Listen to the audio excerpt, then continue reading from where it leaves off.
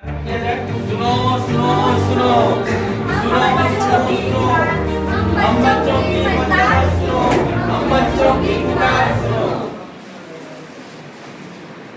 क्या हुआ? क्या बात है? मलेरिया हुआ, मलेरिया हुआ। मलेरिया? मलेरिया क्या बोला? ये कोई छोटी मोटी वाला नहीं है, इसीलिए तो विश्व स्वास्थ्य संगठन दिवस 25 अप्रैल मलेरिया दिवस मनाया जाता है। अब तक तो जन्म दिवस मनाया जाता था, ये मलेरिया दिवस क्या है? इसीलिए तो हम यहाँ आए हैं सबको बताने और मलेरिया दिवस मनाने और सबको जागरूकता फैलाने। मैं हूँ मच्छरों का राजा प्लीज।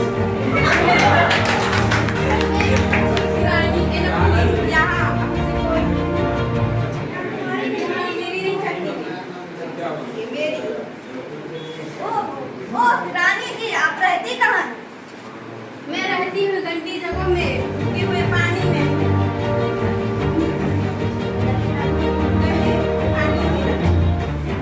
वाह रानी जी, आप तो बड़ी आलीशान जगह में रहती हैं।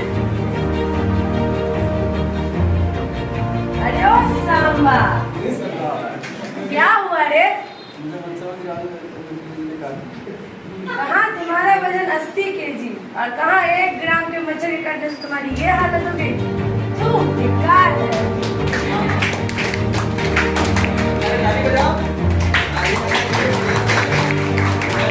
अरे इसके काटने में चलो जोड़ों में दर्द, पैरों में दर्द, घुटनों में दर्द, बहुत सारी कठिनाइयाँ हो रही हैं। इसके काटने से तो बीमार आदमी पानी भी नहीं मांगता है। इसके काटने से तो आदमी मर भी जाते हैं। तो इससे छुटकारा कैसे मिलेगा? साफ सफाई रखें, मच्छरदानी का उपयोग करें, डीटी का छिड़काव करें और पानी किसी भी पानी को 7 दिन से जमा नहीं रखें। स्वच्छता को लक्ष्य बनाए, मलेरिया को दूर भगाए। स्वच्छता को लक्ष्य बनाए, मलेरिया को दूर भगाए। स्वच्छता को लक्ष्य बनाए, मलेरिया को दूर भगाए। स्वच्छता को लक्ष्य बनाए, मलेरिया को दूर।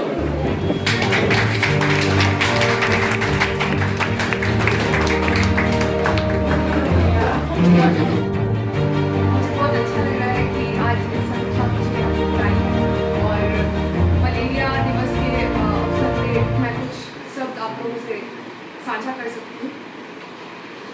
जैसा कि सर ने आपको बताया अभी कि मलेरिया, क्योंकि आप एक लैब टेक्नीशियन है या फिर आप एक हेल्थ कर्मचारी है, स्वास्थ्य कर्मचारी है, इसके लिए आप लोगों में क्या ऐसा सिम्टम देखेंगे जो कि आपको पता चलेगा कि हाँ इसको मलेरिया ही है प्रॉपरली, या फिर टाइफाइड हो सकता है या फिर जॉन्डिस हो सकता है। कुछ तो ऐसा सिम्टम होगा जो कि एक दूसरे से अलग होता है, डिफर करता है। तो ऐसा कुछ सिम्टम होता है, जैसे कि अगर हम लोग को मलेरिया होता है तो हम लोग उसमें बहुत जल्दी थक जाते हैं। थक जाने का रीजन ये है कि मलेरिया जो पैरासाइट है वो हमारे आरबीसी को रैप्चर कर देता है, यानी कि लाल रक्त कोशिका को डैमेज कर देता है, जिसकी वजह से वो टूट जाता है। आपको पता है कि आरबीसी किसको कैरी करता है? ऑक्सीजन को कैरी करता है। हम लोग ऑक्सीजन को कैरी नहीं कर पाते हैं प्रॉपरली। बॉडी में आरबीसी सेल टूट जाता है, ऑक्सीजन कैरी नहीं हो पाता है, जिसकी वजह से क्या होता है, हमारे शरीर में ऑक्सीजन की कमी हो जाती है।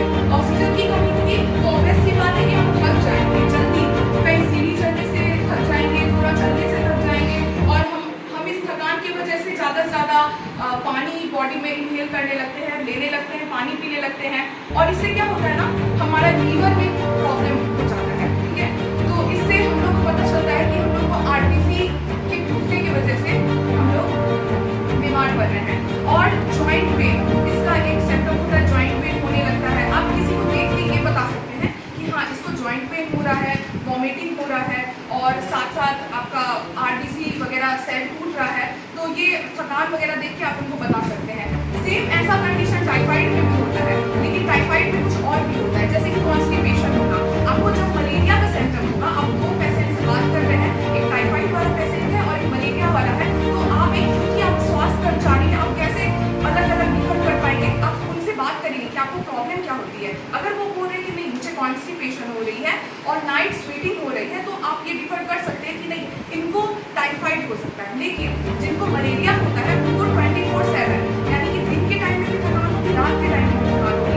दिन के टाइम में भी आपको बहुत ज़्यादा पसीना आएगा, रात को भी आएगा, और साथ साथ जॉइंट में डे टू नाइट रहेगा और कॉन्स्टिपेशन रहेगा। तो इसके थ्रू हम लोग फीवर पता कर सकते हैं। और बाकी आपको सारा कुछ यहाँ से पता चल चुका है और थैंक यू। मैं सर, आज मलेरिया दिवस है और आप अपने संस्थान में मलेरिया दिवस के अवसर पर जो है कई एक्ट भी किया है। मच्छर के काटने से मलेरिया होता है, सब चीज़ जानते हैं। इसके बचाव और इसके लक्षण क्या क्या होते हैं, क्या जरूरी है आज के समय में? देखिए, आज मलेरिया दिवस हमारे urban institute of technical education में हमारे संस्थान के छात्र एवं छात्राओं के द्वारा सेलिब्रेट किया गया।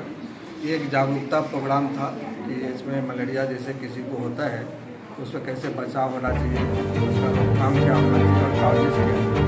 जैसे काउजेज की बात करते हैं कि मलेरिया कैसे होता है। मलेरिया एक पैरासाइट के काटने से होता है जिसका नाम है प्लाज्मोडियम। उसमें 3-4 टाइप से पैरासाइट्स है, मलेरिया है, लेकिन जो मच्छर को काटता है वो एनाफिलीज मच्छर फीमेल होती है, उसके कारण ये मलेरिया फैलता है। तो वो एक कैरियर के रूप में काम करते। मान लीजिए वो हमको काट लिया, फिर वो उसके ब्लड से वो कैरियर के रूप में दूसरे को काटा, तो इससे चलता ही रहता है उसका साइकिल। तो उसके रोकथाम के लिए और हम लोगों ने एक जागरूकता प्रोग्राम बनाया था। जहाँ तक बात है कि इसका रोकथाम के लिए हम लोगों के द्वारा बहुत सारा एक हुआ।